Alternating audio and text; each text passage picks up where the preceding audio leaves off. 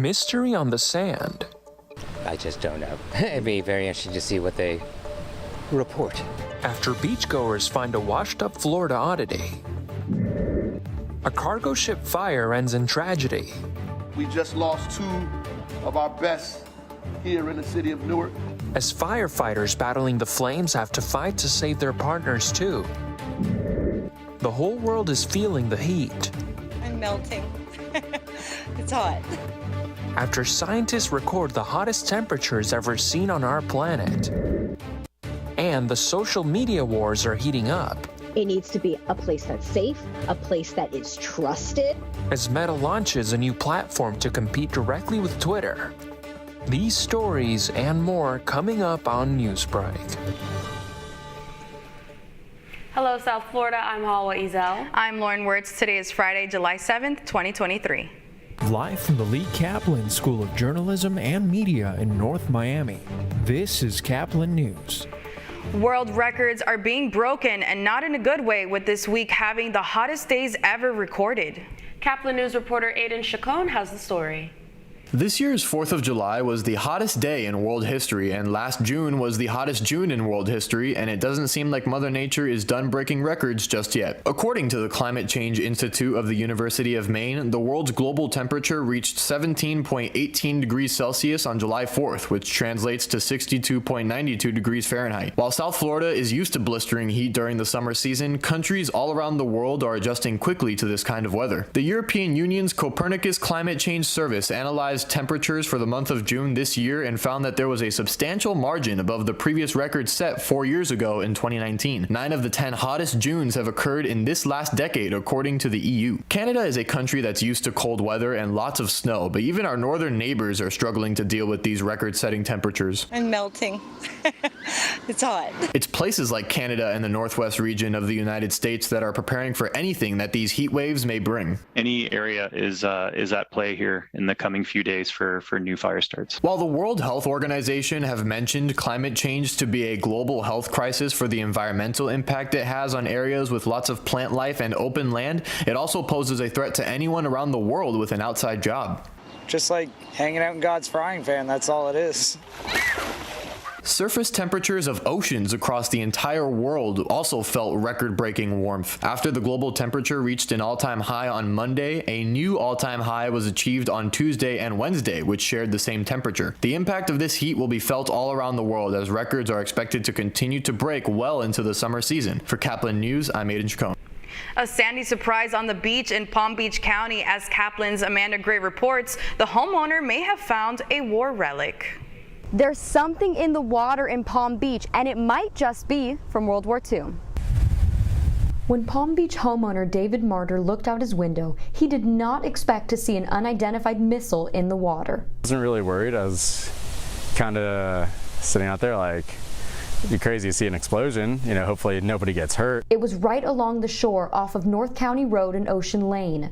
A snorkeler was exploring the waters when he stumbled upon a missile about 5 to 10 feet deep. Since then, it's become the talk of the town, with speculations about its origins. Maybe a torpedo. I know the Germans had some submarines over here during the war, but I'm no expert. Probably an old World War II torpedo, considering, you know, the Navy used to have a lot of ships out here during the war. When the object was first discovered, a dive team was dispatched to examine the contents. They ended up having 3 sheriff's boats on just like to the south of here, and they were like having divers go down with ropes. They kept tying things up. They'd go back to the boat, tie another thing up. Police originally identified the object as a non-explosive U.S. training missile. While it has been removed from the waters, the item has not yet been positively identified. Police say that there are no dangers to the public, and for residents, the exciting mystery remains. I just don't know. It'd be very interesting to see what they report.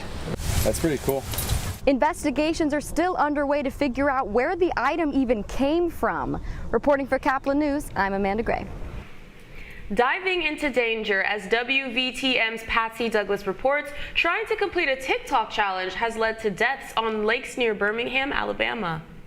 This deadly trend is called #boat jumping and is coming from TikTok. Many are jumping off of moving boats at lakes like here in Shelby County. if they're being filmed on camera, I think they're more likely to do something stupid because they want to show off in front of their friends or for like social media. A TikTok challenge has rescue crews worried while on the water this summer.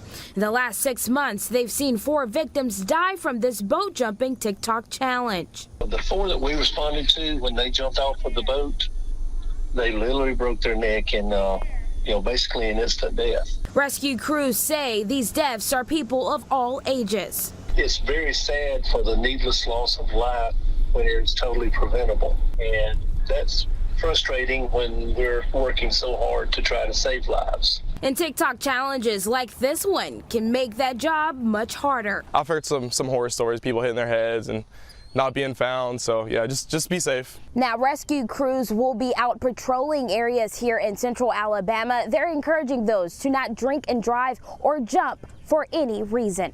In Shelby County, Patsy Douglas, WVTM 13. A fire that broke out at a port resulted in a tragic response. On Wednesday night at Port Newark in New Jersey, 2 firefighters were killed and 5 were left injured while battling a fire in a docked cargo ship. The injured firefighters were taken to local Newark hospitals for treatment. Authorities say 1 firefighter experienced burns on his feet, 1 was hospitalized for heat exhaustion, and another suffered respiratory distress. The mayor of Newark gave his condolences to the 2 firefighters who passed away. We just lost 2 of our best here in the city of Newark, 2 of our bravest here in this city who, without hesitation, gave their lives. Smoke from the ship was visible the next morning as investigators continue to figure out the cause of the fire. Tragedy strikes Florida as Lakeland couple has been charged with the death of an 18-month-old girl. Authorities say couples left the baby and their 2 other children in the car overnight after a 4th of July party. The child was found by the husband the following morning, where she was unresponsive and rushed to the hospital. The parents have since been arrested and their children were placed with relatives.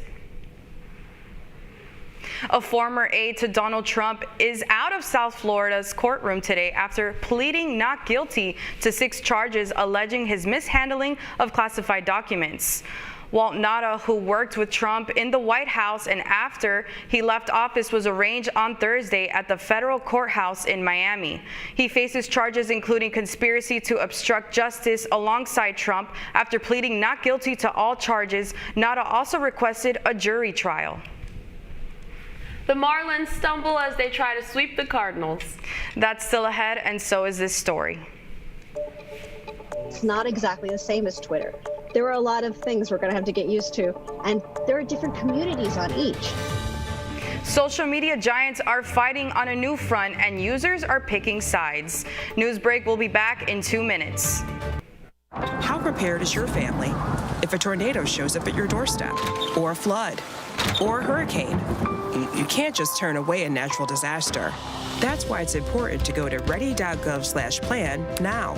It has the tools and tips you need to make an emergency plan with your family. So if disaster comes knocking, let's go. You'll be ready to help keep your family safe. It's just a pizza. Yes. Make a plan today.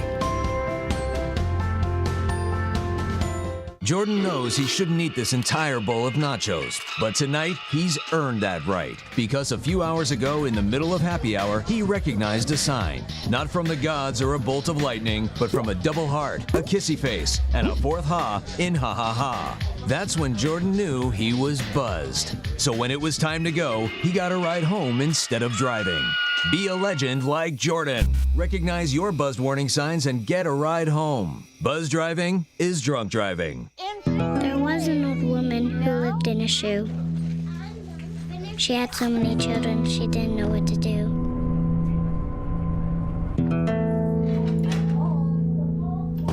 She gave them some broth without any bread and kissed them all soundly. Lights out. Good night. And put them to bed. Hunger is a story we can end. End it at feedingamerica.org. I help our fellows design their paths as creative entrepreneurs. My experiences serving startups, creative businesses, and cultural organizations, and my journey as a queer mixed immigrant with Haitian and Arabic roots, inform the co-creative environment we foster at Radcliffe. We leverage our collective diversity to encourage the building of lifelong personal learning networks and mindsets that stimulate continuous innovation.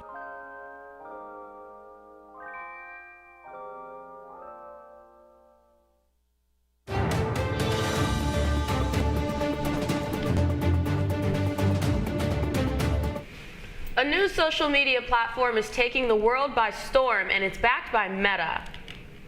It's designed to compete head-to-head with Twitter. As CNN's Karine Kaifa reports, the new app is called Threads. It's been talked about for months. Now, Meta's challenge to Twitter is here. Facebook's parent company launched Threads on Wednesday. Bridget Carey, CNET's consumer tech and trends expert, says the objective of real-time conversations is the same, but it's too soon to tell whether Threads will topple Twitter. It's still the early days. It's not exactly the same as Twitter. There are a lot of things we're going to have to get used to, and there are different communities on each. It appears the Threads app, available in 100 countries, is off to a fast start. Meta CEO Mark Zuckerberg posting on his verified account that Threads saw 30 million signups by Thursday morning. Meta's numbers may be its biggest advantage at launch. Users sign up using their Instagram account, and there are more than 2 billion active Instagram users around the globe. Twitter's active user base is currently around 250 million and has taken a hit amid the turmoil since Elon Musk's takeover last October. To be a really successful social media company right now, it needs to be a place that's safe, a place that is trusted, that you are trusting what you're seeing online, and it needs to be a place that is just easy to use and useful. Just within the last week, Twitter has imposed temporary limits on how many tweets its users are able to read in the app and announced users will soon need to pay if they want to use TweetDeck, a popular monitoring tool. In Washington, I'm Karen Kaifa. With another sweep in sight, the Miami Marlins let it slip away with a loss against the St. Louis Cardinals. The Fish just couldn't get a run in for the entire game despite having more hits than the Cardinals. Luis Arias had his 12th three-hit game of the season and his first multi-hit game of the series, and his MLB leading average is now .389. The final score of the game was Cardinals 3, Marlins 0. The Marlins will be expecting the Philadelphia Phillies for their 3-game series starting today at 6:40 p.m. You're watching Newsbreak, and we're coming right back.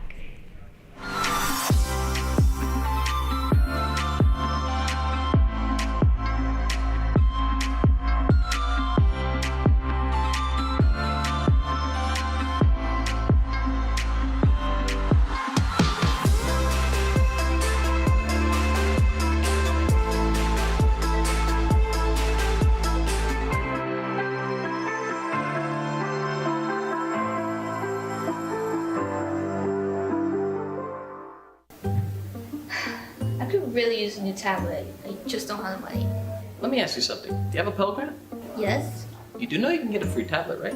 Did you say free? Yeah, free. It's simple. And the application is done in the store. I could really use a tablet. Go get one. Another satisfied customer. Stop by Panthetech in the Graham Center at FIU MMC today to speak with one of our associates to get your free tablet. Type 2 diabetes can have a big impact on your life. But how can it be prevented? Well, the first step is knowing if you have something called prediabetes. Take the 1-minute risk test today at doihaveprediabetes.org.